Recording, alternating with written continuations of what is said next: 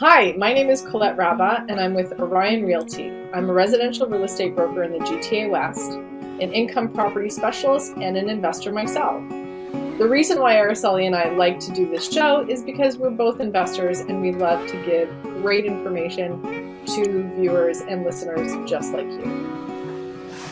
Welcome everyone. This is Araceli, Wealth Advisor and US and Canada in real estate investor. And I'm here with my chat with Colette. Colette, can you introduce yourself and tell us what we're talking about today?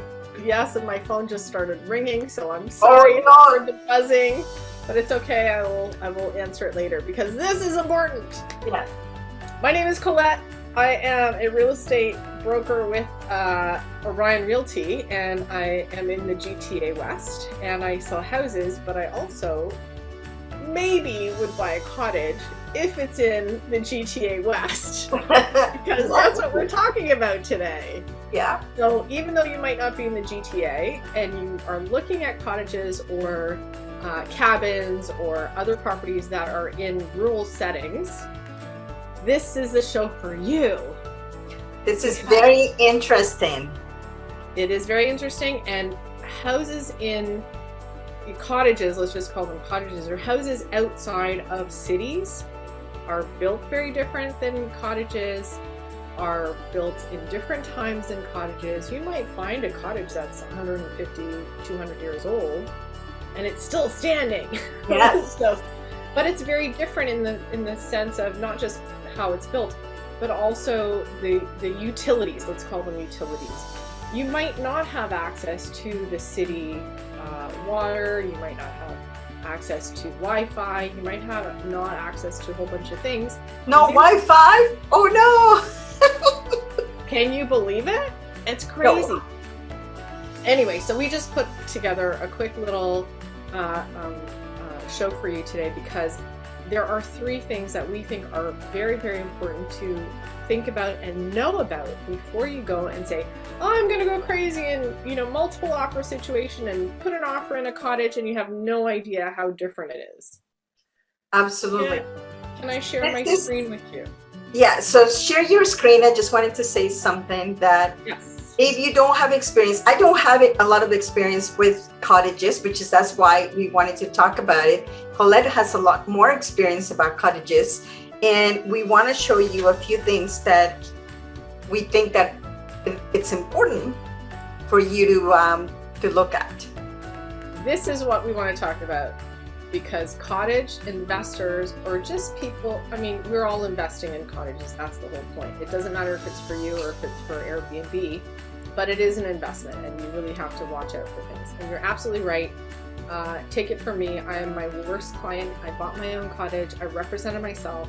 I had very little knowledge about how different cottages were, and that's why we want to talk about it, because a lot of people are thinking, okay, I'm priced out of the GTA. I'm priced out of this market, but I still want to get my feet wet in real estate. What do I need to look out for? And I get this question almost on a daily basis when I tell people I have a cottage. They're like, oh, how was it? Tell me more. What's the deal? Like, where did you buy? All these things. So obviously there's a lot more than just three things to look out for, but these are the top three things that Araceli and I both agree on that are very, very important to pay attention to before you actually think about investing. So yes, your typical cottage here may look like this little foresty cabin in the woods kind of situation, and it's funny. Really pretty. Photo. It's really cute. There's but this is probably doesn't have electricity. I don't see any wires. Maybe it's photoshopped, but I don't see any wires. I don't see how you could have a wood burning stove with a live roof like that. So yeah. Anyway, I digress. It's scary. But most people, their idea of cottage is more like the bottom picture, where it's a modernized home or cottage. You have electricity, you have plumbing, you have possibly Wi-Fi if you're so lucky. So let's go through the top three things that, honestly, these are things that if you go to a cottage, you don't have to worry about it, but if you're going to buy a cottage, absolutely you should know what you're buying. So tip number one is learn all you can learn about crawl spaces because they're very different than basements. And this photo is of a modern crawl space. So how much do you know about crawl spaces? I don't know much. I know that for the older houses, what they wanted to do is raise it between 1 to 3 feet. So it is not right on the ground. So if the ground settles, you still have a little bit of a way to move the house without creating a lot of changes. But I personally hate them. I don't like them. They're awful. But if you have them, I think that in most cases you will have them in a cottage because of the age. It's not just age. So you're right. Number one is age. Number two is because a lot of cottages are built on rock. So especially in Ontario, there is no digging. Like it's either rock or shale. And if you really wanted a basement, you would have to blast it. And not a lot of people can afford, to buy something to blast out just for like 8 feet or whatever the space is that you need.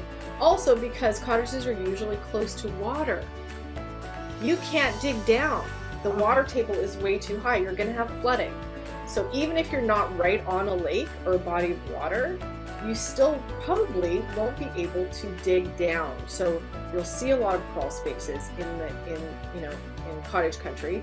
The other thing too is crawl spaces are called crawl spaces because they can be up to a foot or 2 feet in depth, and you have to crawl. Some crawl spaces are 5 feet, so you could actually not have to crawl on your hands and knees or on your belly, but you could actually, maybe just crouch down and get in there. So I hope you don't really take little shots of me doing funny poses like that. Anyway, so crawl spaces are very different than basements. Learn about them, talk about them.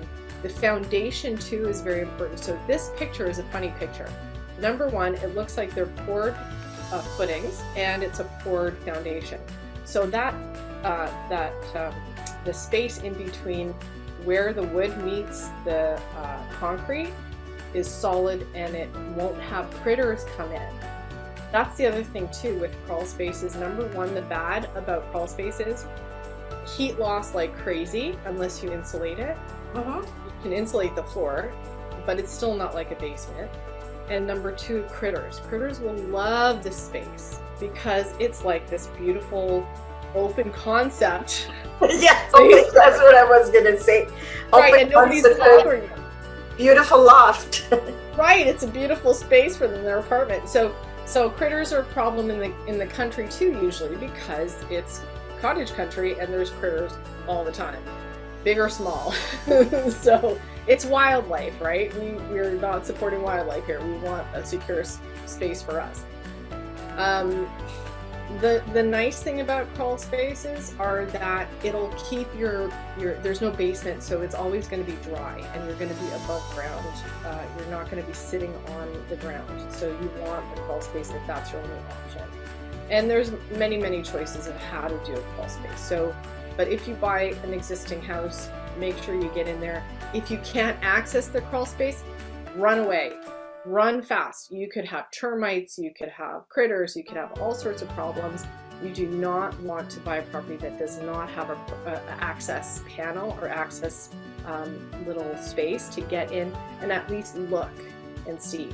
The other interesting thing, what I don't like about this photo, is that if you lay gravel down, that apparently is better as well to keep the moisture level in there and to keep it in there. So moisture level, and I think critters too don't like that. Yeah, they don't like it. That's what I was going to tell you, that they prevent from digging, so you can make like a nest that they like to do. So right, so you can keep them away a little bit. Maybe some broken glass for all you wonderful the people that like critters. Yeah. Well, I won't get into that. Okay, so let's move on to tip number 2. Yeah, so tip number 2 is you have to ask the questions. Where is the water coming from? So do you have a well or is it on city water? So that's fairly easy to find out what it is.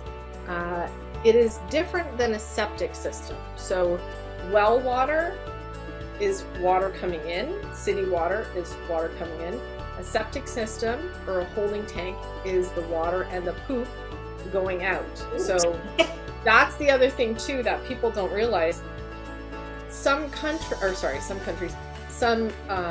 places where you have a well and it's very rural, you're not near any city, you're not near a modern city that actually provides that, and they dig all the streets up and they put down the sewer lines. There are lots of places, especially in Ontario, that still don't have that. So that's another question. You can usually see it on the listing. It will say if there's a well or if it's city water. Yeah.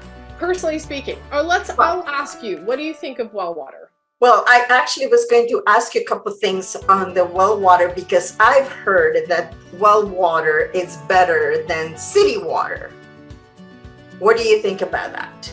That's so debatable. People either love well water or hate it. I personally hate it because I know there's a lot of calcium in Ontario water. There's also farms. So usually when you're looking at a cottage, there may or may not be farms around. So if you think about the farmers putting pesticides on their grass and it rains, where do you think all that water is going to go? There is a very good chance it'll end up in your well. So you are responsible for making it safe, for making sure it's drinkable, and you have to do this at least once a year. You have to get a pH test, you have to get a safety test, and send it off to labs. If you want to sell or if you want to buy, this is part of inspection. You must get your well checked. You must get your septic system or your holding tank checked. If you're on a sewer system like a city, then you have no problem. The city takes care of your poop. To be blunt about it. Septic system. So do you know the difference between a septic system? No, I do not. Please tell me this. Oh my God, I'm thrilled. Okay. I get so excited about poop. Either. So a holding tank is exactly what it says. There is a tank underground, usually in your front lawn or your back lawn, and it's just like your regular plumbing where all your poop and the water, like even your shower water, yep. even all the dirty water, right? All the dirty, it's called gray water. So if it's not poop water, it's called just, hand washing, it's called gray water.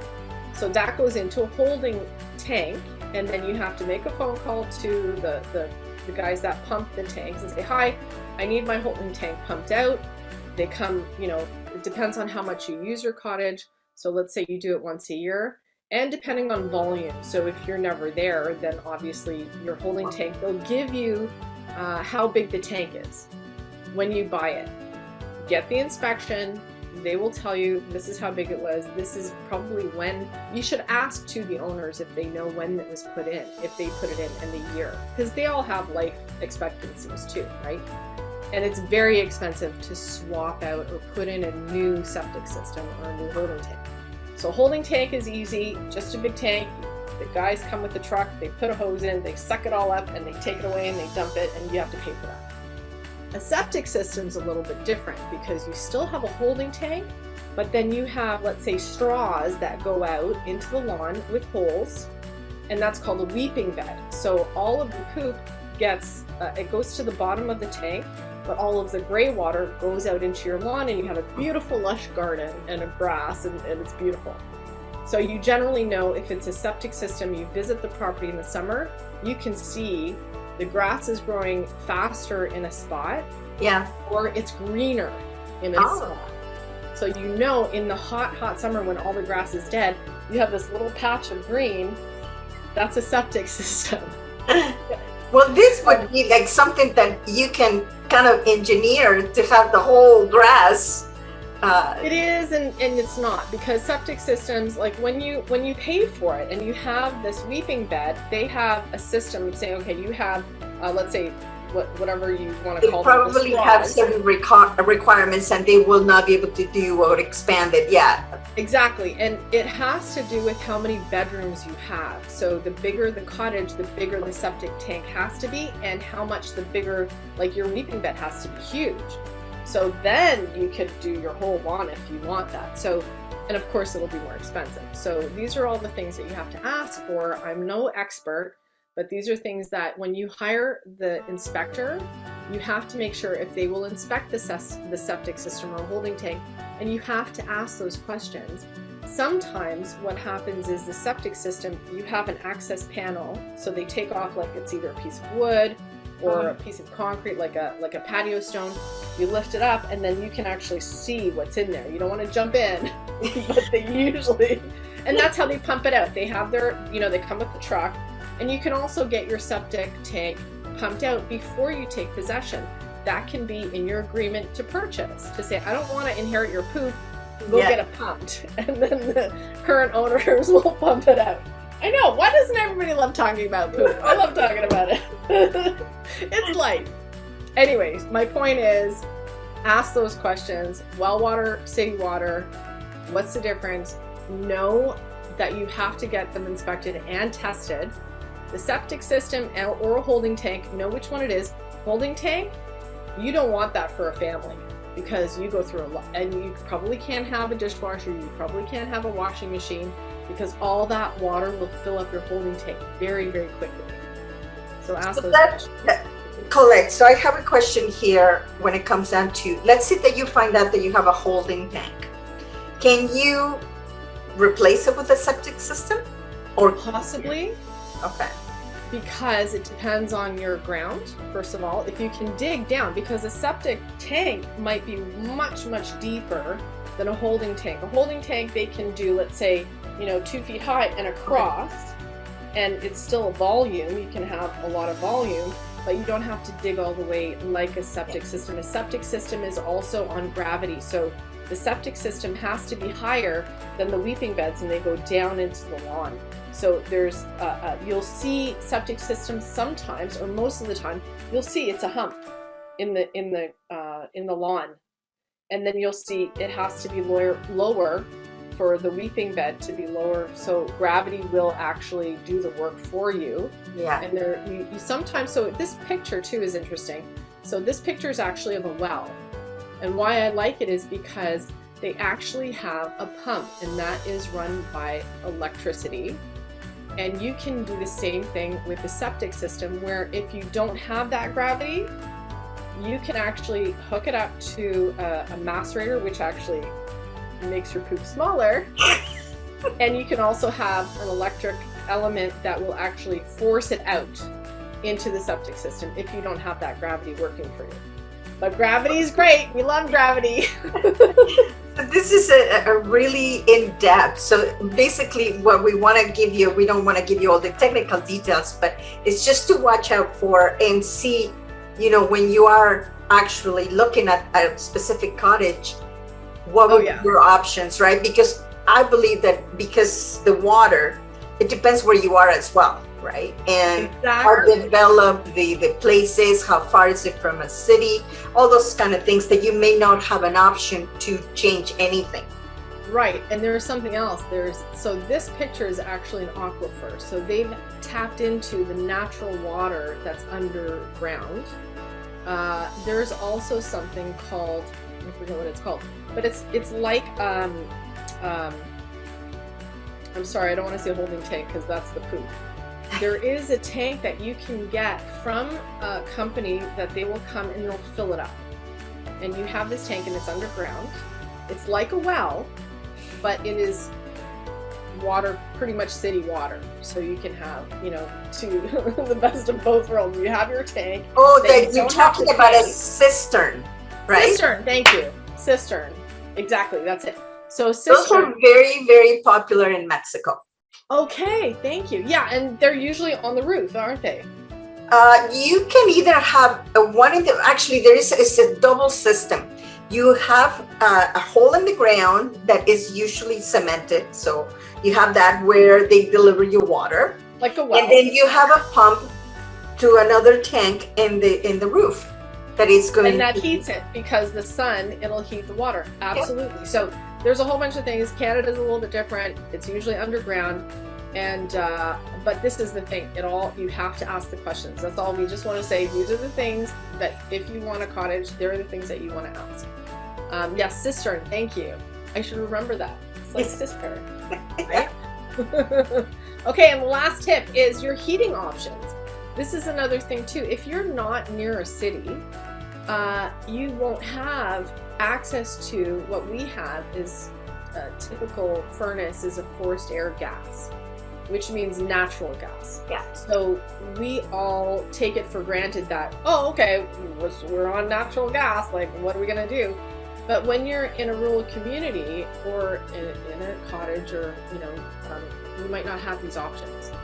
So your options do come in when you want to, you really have to think about when you're buying, if it's an existing cottage, is it all electric? Is it propane? Maybe it's an oil tank. Maybe it's a wood stove or fireplace. So all these things, this is my favorite wood stove, by the way. I just have to take a picture. It's thousands of dollars. It's beautiful. It's modern, but it was invented a long time ago. So anyway, my point is, when you know what your heating option is, you'll know how much it costs because everything is different. Propane right now is very expensive. Electric heat is very expensive now.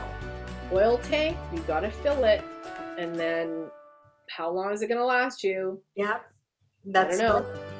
A wood stove or fireplace. Wood is cheap, it's all around, but do you want to sit there and stoke a fire in the middle of the night when it gets really cold in the middle of winter? You know, maybe you don't have a four-season cottage. Maybe this is just a summer thing and it's not even an issue. Yeah.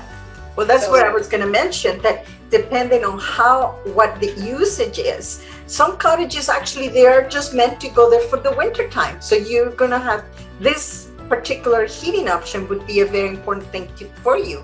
But Absolutely. If you're going to be renting something that it is only during the summertime that you're going to use it, and you're just going to not be there for the winter time, then this one would be okay, maybe with just a wood stove. Absolutely. And this is the other thing too, and talk about heating, but also cooling. So when you're talking about cooling, like we're also used to having air conditioners in our modern homes. You might go to a cottage and say, oh my God, I hate this. This is not good enough for me just to have fans and to open the windows. Yep. It might get too hot in cottage country too. So what are my choices? So there is, you know, you can have window air conditioners, you can have a heat pump, you can have other sources of cooling as well as heat. But you have to ask those questions. Is there ductwork in the place? How hard would it be to convert? Some people have an oil tank, but they can easily convert it into a propane tank, which may or may not be cheaper, depending on the time of you know, where your oil or your propane is coming from. And you have to ask those questions. If I want to do this, some people hate oil because they swear it smells. They're afraid. They don't like the big tank in their basement. There are also environmental rules when it comes to oil tanks and heat, and obviously all four things. So you have to ask these questions and really be okay with it and know what to expect. Sometimes you have multiple choices. Sometimes you have a wood stove and propane, or you have a fireplace and electric heat. So those are backups, which I love. There's also something called a wood furnace. Oh. That's a whole other story. I'm not going to get into it, but I've seen them. And they're big giant furnaces that you sit there and you have wood and you just put them in there. Into the furnace. I don't want to get into it. I'm not an HVAC person. But yeah, there you go. There's three. These are really, really important things. I think when somebody's asking me about cottages, absolutely you have to understand at least fundamentally what those three main things are. Yeah, absolutely. And remember, the first thing to know is, what is the main use? How are you going to use it? If it's for you, are you going to buy it for renting, but are you going to use it, you know, from time to time? Is it all year round, or is it only seasonal, and what season it is? All of those kind of things you have to answer before you want to buy a cottage. So that's why we put this together, so you have an idea where to get started. Yay! That's very good. I like that. That's very smart. So this summary is, for the first tip is to make sure that you take a look at the crawl spaces or basement. You most likely won't have a basement, but there would be a crawl space. Yeah. The second one would be the water type that you have, if it's a well or a city, and your septic system and your water in. Yeah, you want to deal with that. Talk to Colette about that. She likes that.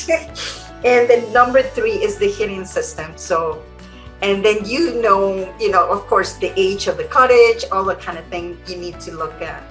Yeah, and then all the other stuff like a modern home, like the roof and the foundation, all those things still exist, but they're just a little bit different. And to really understand how cottages are different built than a modern home, because it's a whole different world. So make sure you get somebody who knows what they're talking about, somebody who's local that knows the area as well is always helpful, because they know what is in the ground. Yeah. And actually have an extra tip too. If you actually buy a cottage near the water, do your research on the water and how much it raises in the spring. Because if you're so close to the water, and it doesn't have to be a great lake, it could be a smaller lake, the water might rise and you might be in big trouble. So you really have to ask those questions about history. How many times has the water been high? And what to expect if that happens, and if the city or the municipality actually supports flooding and what they do. Yeah. For all that stuff, it might not be found on the internet, but find a local realtor and they'll be able to answer all those questions. Yeah, but that's great. Thank you, Colette, for putting this together. And I learned something today, so this is great. Whew. That's the last word. Well, we will see you in the next episode. Please tune in. Bye. Thanks for joining us. Thanks for joining us today. If you'd like more information or if you have any questions, please go to my website at www.coletterabba.com.